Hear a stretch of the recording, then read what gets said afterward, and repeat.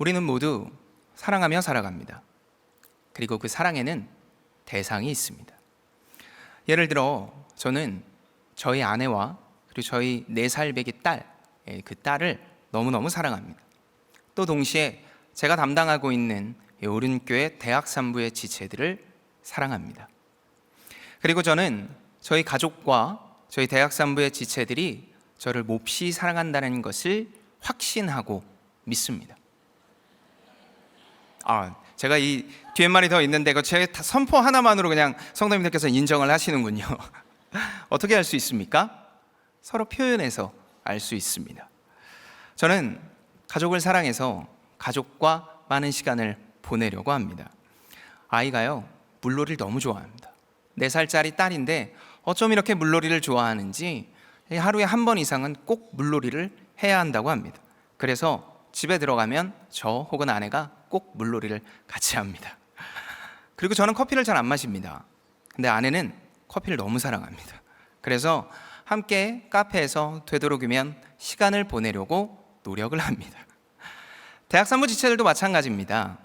목사가 이 지체들을 사랑하는 방법은 결국 하나님의 말씀을 잘 준비해서 하나님의 마음이 녹아진 이 100% 완전한 성경을 지체들에게 알려줘야 되는 것이기 때문에 하나님의 말씀을 준비하는데 최선을 다하고, 그리고 그것이 잘 이해가 되고 있는지, 그리고 그 지체들이 그 말씀을 듣고 하나님의 가이드대로 잘 가고 있는지 신방을 하려고 노력합니다. 그래서 그런지 가족과 지체들은 제가 사랑한다는 것을 믿습니다. 반대로 가족과 지체들이 저를 사랑하고 있는 것, 저도 가족과 지체를 사랑하지만 지체들이 저를, 그리고 가족들이 저를 사랑한다는 것도 믿습니다. 귀가할 때요, 집에 비밀번호를 누르면 저희 딸아이가 달려오는 소리가 들립니다. 타다다닥 하면서 문 앞으로 달려오는 소리가 들리면서 아빠다 라고 이야기를 합니다. 그럼 문을 열고 들어가면 제 앞에서 마치 산타크로스가 온 것처럼 방방방방 뜁니다. 그러면서 아빠다 아빠다. 그러면은 저는 그 아이를 안고 이 아이가 나를 너무너무 사랑하는구나 라는 걸 알 수 있습니다. 아내도 마찬가지입니다.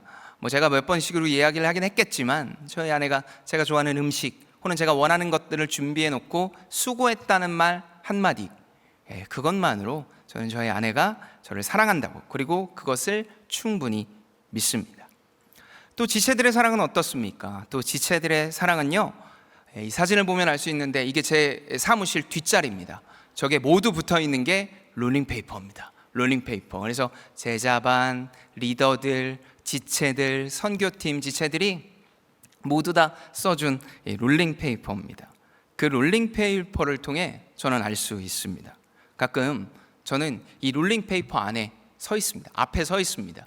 그래서 앞에 서 있어서 한 번씩, 2번씩, 3번씩 그 롤링페이퍼의 내용을 읽고 또 읽습니다. 왜냐하면 이 지체들이 나를 사랑하는구나, 이 지체들이 나한테 짧은 몇 줄의 이야기지만 분명히 사랑한다고 표현하고 있구나 라는 것을 깨닫고 있기 때문입니다.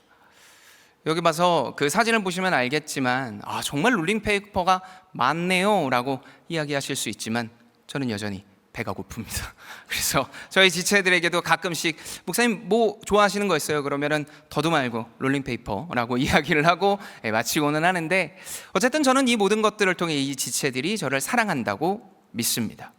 이렇듯 가족과 공동체, 이렇게 사랑으로 엮여진 모든 것들은 반드시 상대방이 알 수 있는 방법으로 사랑을 표현해야 알 수 있습니다. 상대방이 알 수 있는 방법으로 표현해야 알 수 있습니다. 그렇다면 하나님과는 어떨까요? 사랑은 반드시 상대방이 알 수 있는 방법으로 표현해야 한다면 인격적으로 우리와 관계를 맺고 계신 하나님도 마찬가지 아니겠습니까? 하나님께서는요, 이 모든 이야기를 숨기지 아니하시고 여러 곳에 말씀하시고 있는데, 출애굽기 34장 14절을 보면 하나님께서 얼마나 이것을 중요하게 여기고 계시는지 알 수 있습니다. 출애굽기 34장 14절의 말씀입니다. 제가 읽도록 하겠습니다. 너는 다른 신에게 절하지 말라. 여호와는 질투라 이름하는 질투의 하나님이니라. 여기서 말하고 있는 질투는요, 우리가 생각하는 시기나 이런 것들과 관련 있지 않습니다. 여기에서 질투는요, 원어에서 보면 열심히 있다라는 뜻을 가지고 있습니다. 하나님이 열심히 있으십니다. 하나님이 최선을 다하는 열심이 있는데 그 열심이 어디에 있냐라면 다른 신에게 절하지 않는 것. 이 완전 무한 성경을 읽고 있는 당시의 이스라엘 백성이나 지금 이 말씀을 듣고 있는 우리에게도 동일하게 이야기를 하시는 것이 하나님의 최선, 하나님의 열심은 어디에 있다? 바로 다른 신에게 절하지 않는 것에 있다라고 이야기하십니다. 절하는 행위는 당시 고대 근동지방의 신에게 사랑을 표현하는 방법입니다. 그러니까 내가 가장 사랑하는 신에게 가장 사랑한다고 표현을 하는 것이 무엇이냐면 절, 굴복, 복종의 표현이죠. 그러니까 신을 사랑하는 표현 방법을 다른 거짓 신들, 신이 아닌 자들에게 신이라고 여기며 표현하지 말고 유일한 여호와, 유일한 신인 이 하나님만 사랑한다고 표현해라 라고 이야기하시고 있습니다. 그렇다면 우리는 어떻게 해야 될까요? 하나님을 사랑하는 표현 방법, 하나님께서는 내가 이렇게 열심히 있고 최선을 다해서 너희에게 이야기를 하고 있는데, 그렇다면 그 표현 방법을 받은 우리들은 어떻게 살아가야 할까요? 여기 본문에서 이야기한 것처럼 절하면 될까요? 하나님은요, 중심을 보시는 분입니다. 그래서 마음과 밀접하게 연결이 되어져 있음을 알 수 있습니다.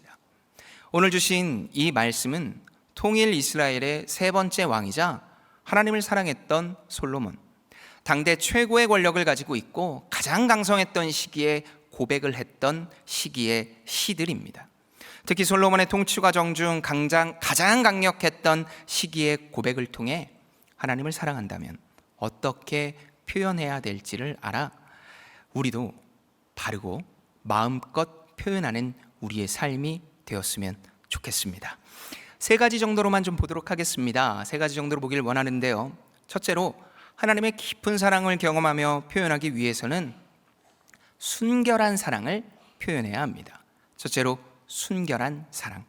오늘 본문 12절을 보도록 하겠습니다. 오늘 본문 12절, 아가서 4장 12절입니다. 다 같이 한번 읽도록 하겠습니다. 시작. 내 누이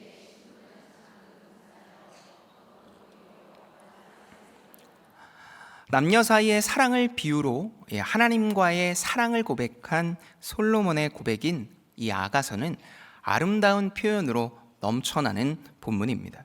특히 오늘 본문은 이런 사랑의 표현이 아주 충만하게, 마치 이런 사랑의 표현 방법이 다 있었나 싶을 정도로 아주 충만하게 나타냅니다. 가장 먼저 누이, 신부라는 단어로 표현을 하고 있는데요. 여기서 말하는 누이와 신부는 가장 가까운 사람, 그래서 지금 나와 가장 가까운 관계를 맺고 있는 사람을 나타냅니다. 나랑 가장 가까운 사람이 잠근 동산, 덮은 우물, 봉한 샘이라고 이야기를 합니다. 사실 이렇게 얘기하면 잘 몰라서요, 한 작가가 지금 아가서 4장 12절부터 15절까지 나오는 배경을 한 컷의 그림으로 그린 것이 바로 지금 보시고 있는 이 그림입니다. 어떻습니까? 화려하고 아름답습니다.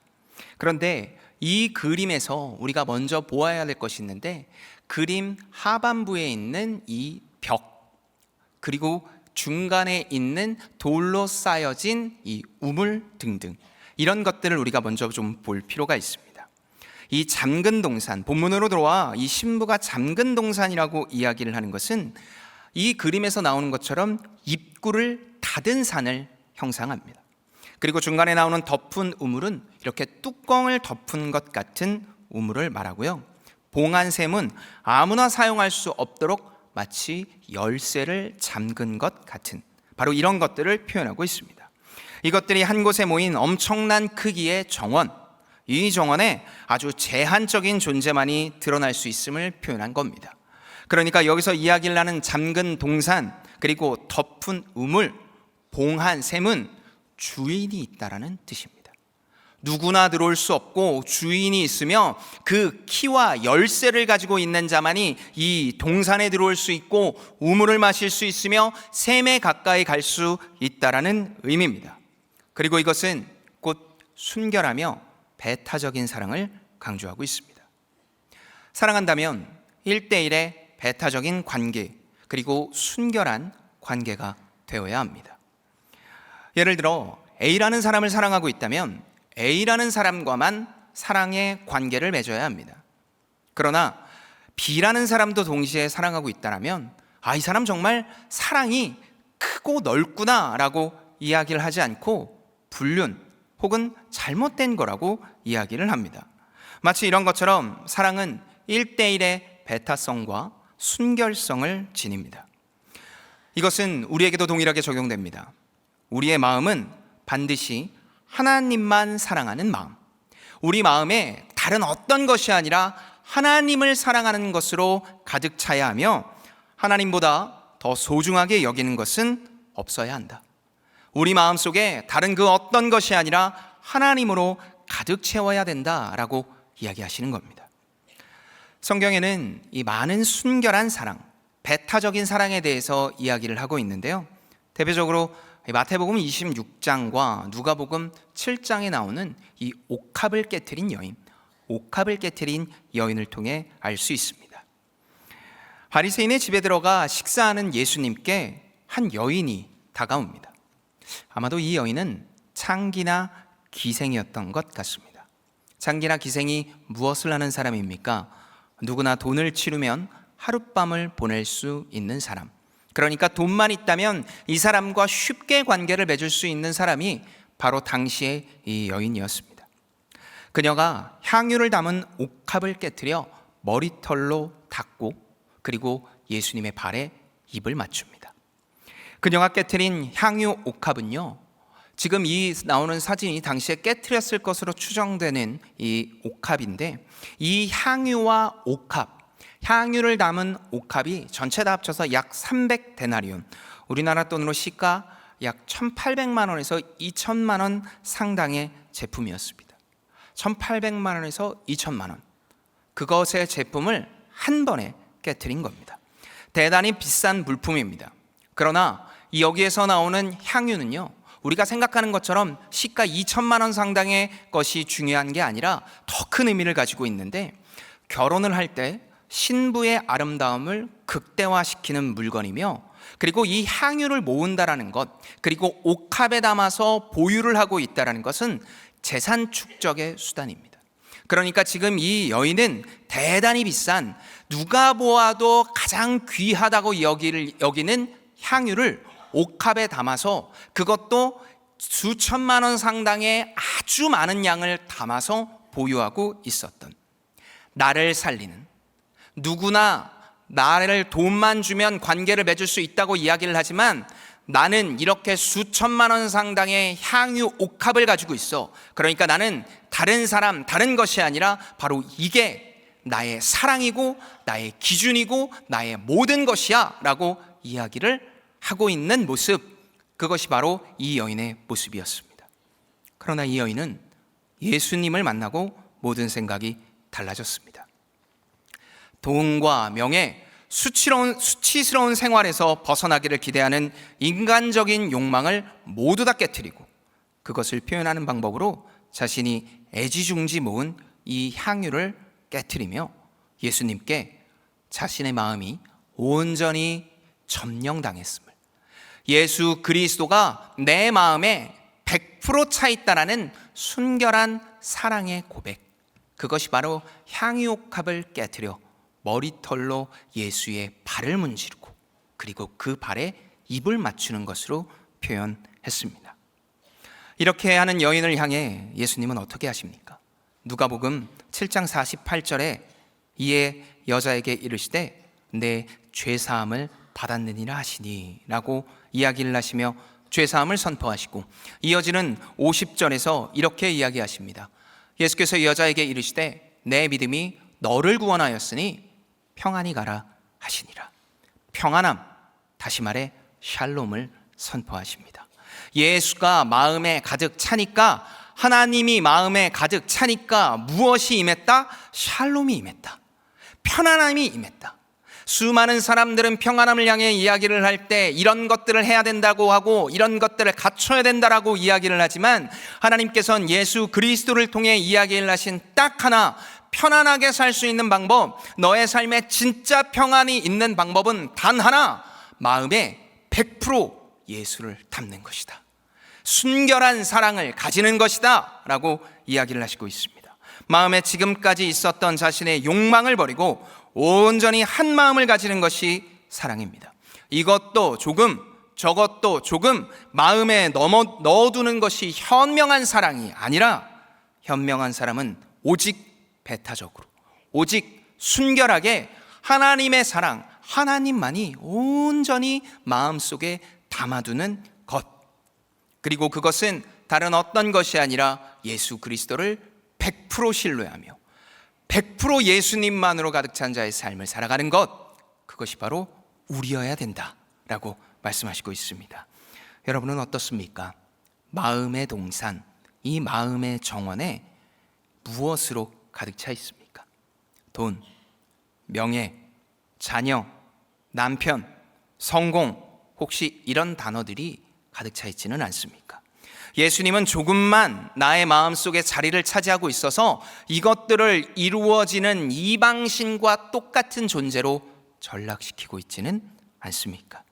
주님, 내 마음에 부질없는 것이 채워지지 않도록 구별하시고 내가 주님의 소유임을 잊지 않게 살아가게 하소서라고 분초를 다투며 우리는 이 풍성한 계절에 기도할 수 있어야 할 것입니다. 사랑하는 우리의 성도 여러분, 우리의 모든 삶과 목적, 어쩌면 우리는 평안함이란 단어가 우리의 유일한 목적일 수 있습니다. 그러나 하나님은 그 평안함을 위해서 세상의 도구가 아닌 너의 마음에 하나님으로 가득 채워라. 다른 것이 아니라 나로 가득 채울 수는 없겠느냐라고 우리에게 묻고 계십니다. 그 질문 앞에 네, 하나님으로, 예수님으로, 성령님으로 가득 채워 나의 삶의 환경의 어떠함이 아니라 하나님으로 기뻐할 수 있습니다. 하나님만 사랑합니다 라고 고백하며 나아가는 성도님들이 되기를 예수님의 이름으로 축복합니다. 두 번째입니다. 두 번째로 이 하나님의 깊은 사랑을 경험하며 표현하기 위해선 열매를 맺어야 합니다. 오늘 보면 13절에서부터 14절, 아가서 4장 13절에서부터 14절 말씀을 우리가 다 같이 한 목소리로 읽도록 하겠습니다.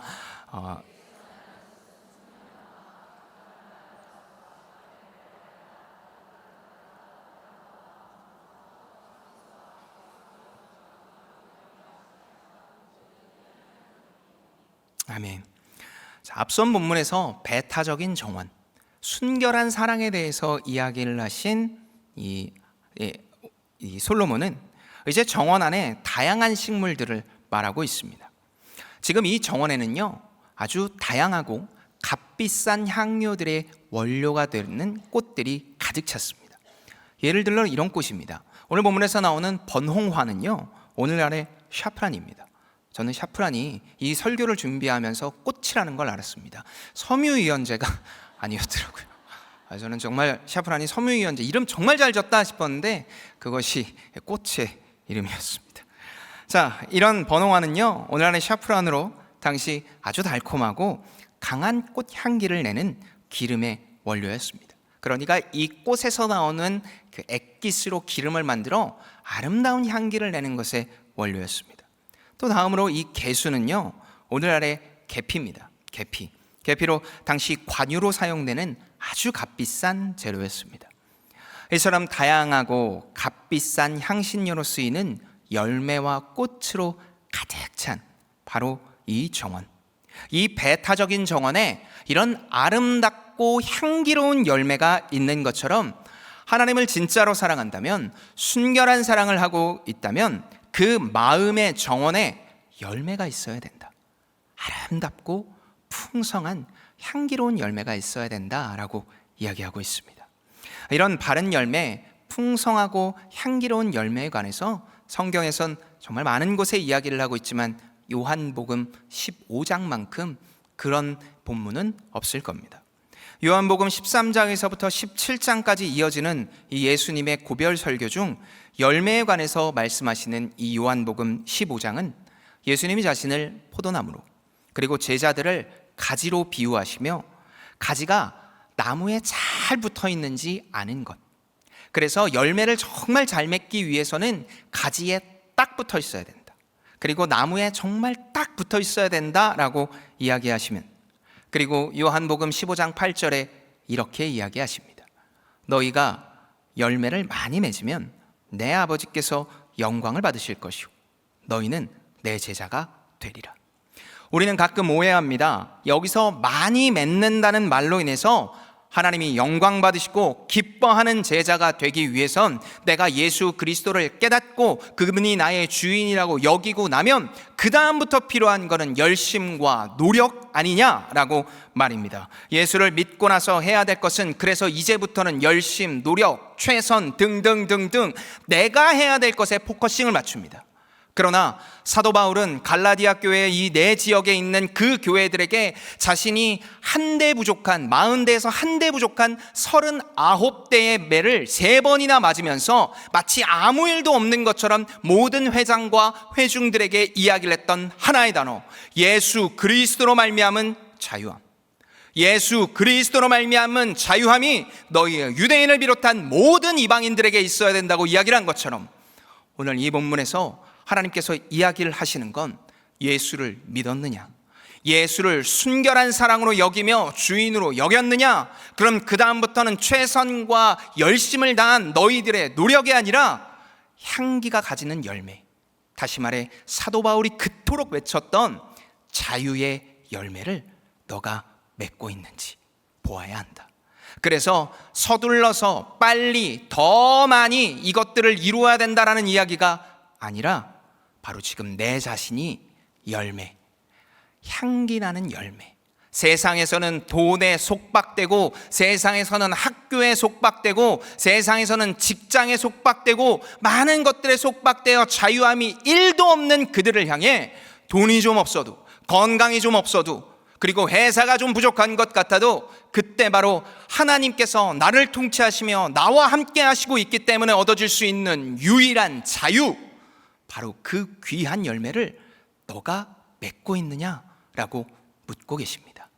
사랑하는 우리네 성도 여러분, 예수 그리스도가 여러분의 주인이십니까?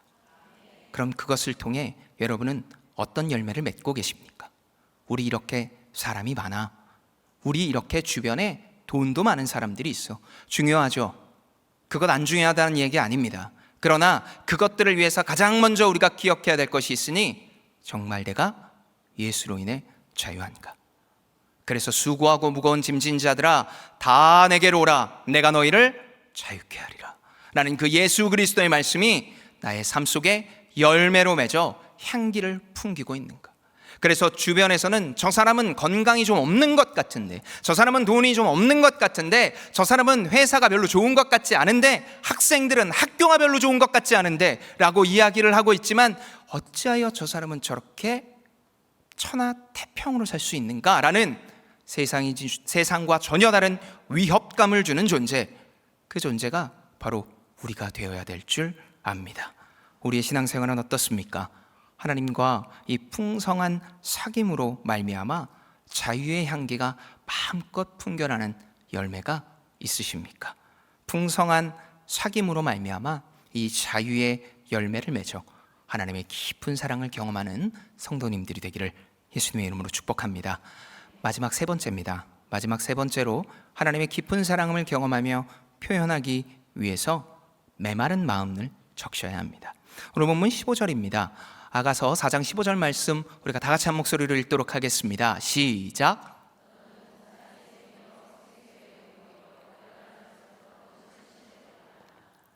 이 앞선 본문인 4장 12절에서부터 이 14절까지의 말씀을 통해 순결한 정원에, 그리고 그 안에 있는 나무와 열매를 보았다면, 이제는 샘과 우물과 시내를 말합니다. 이 우물과 샘과 시내는 이 정원의 초점을 표현합니다. 그러니까 정원에 딱 들어오면 나무의 열매나 다른 것을 보이는 것이 아니라 바로 이 물이 보인다라는 것을 표현하는 거죠. 정원에서 초점을 맞출 곳이 바로 우물과 샘과 시내이며, 이것이 어디서부터 시작됐냐라고 이야기를 하면 오늘 본문에서 이 레바논에서 시작됐다고 이야기를 합니다. 이스라엘 백성들은요, 레바논이라고 이야기를 한다면 아름다움 그리고 자연적 신선함의 형상을 띠고 있습니다.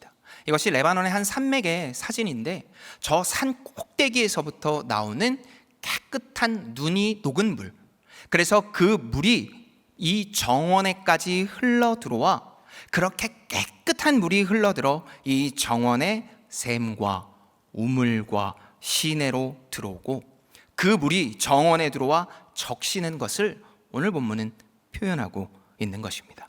다시 말해 하나님께서는 솔로몬을 통해 이야기를 하시는 것이 바로 이 정원이 마르지 않아야 된다. 물에 적시고 충분한 영양분을 받기 위해서 온전히 적셔야 된다라고 이야기를 하시며, 동시에 2019년 8월을 살고 있는 우리에게도 동일하게 말씀하시고 있습니다. 우리 마음의 정원에 그 은혜의 생수, 그 생수의 은혜가 온전히 잠겨져 있는지, 다른 것들로 잠겨져 있고 적셔져 있는 것이 아니라 내가 온전히 생수의 은혜에 적셔져 있는지를 돌이켜야 된다라고 이야기하십니다. 사실 이 생수의 은혜라고 한다면 요한복음 7장을 빼놓고는 이야기할 수 없을 것 같습니다. 요한복음 7장을 보면 이 생수의 은혜에 대해서 아주 잘 이야기되어져 있는데요, 초막절이 끝나고 예수님을 잡으려고 사람들이 몰려왔습니다. 그렇게 예수님을 잡으려고 사람들이 몰려왔는데, 그들을 향해 예수님은 요한복음 7장 37절에서부터 38절까지 이렇게 말씀하십니다. 명절 끝나 곧 큰 날에 예수께서 서서 외쳐 이르시되 누구든지 목마르거든 내게로 와서 마셔라.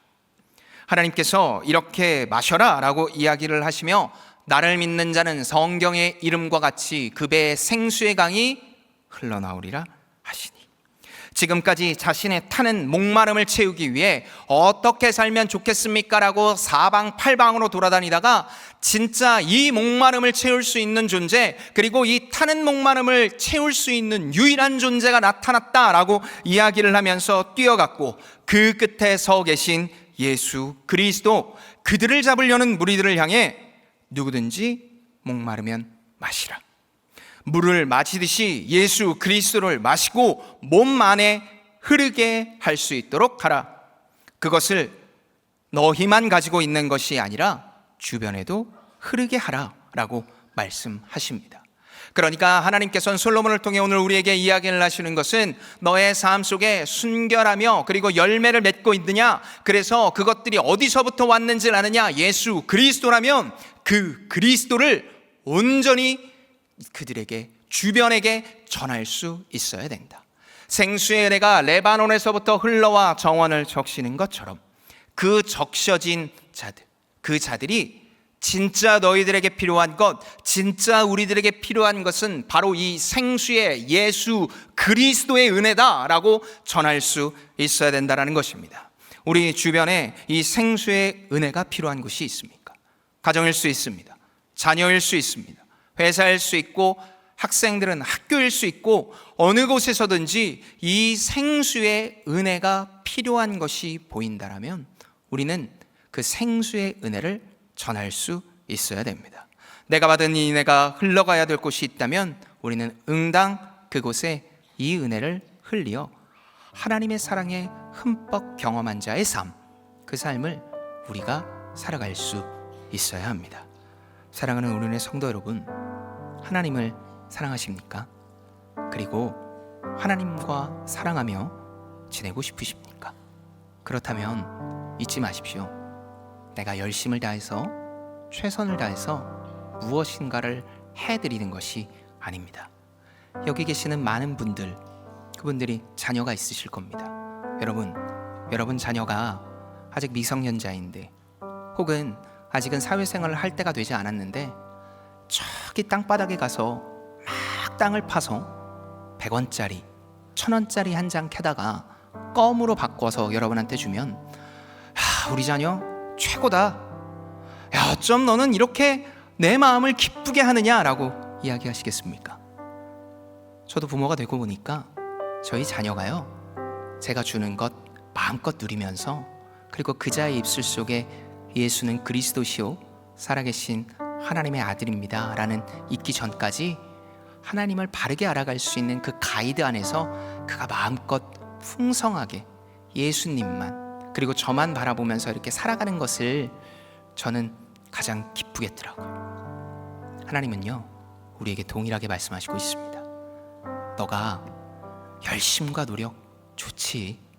그런데 내가 진짜 원하는 건 내 품 안에서 하나님 사랑해요, 하나님 좋아요, 내 마음에 당신으로 더 가득 차게 해주세요 라고 이야기를 하는 것, 그게 더 좋단다. 우리에게 그 말씀을 하시고 있습니다.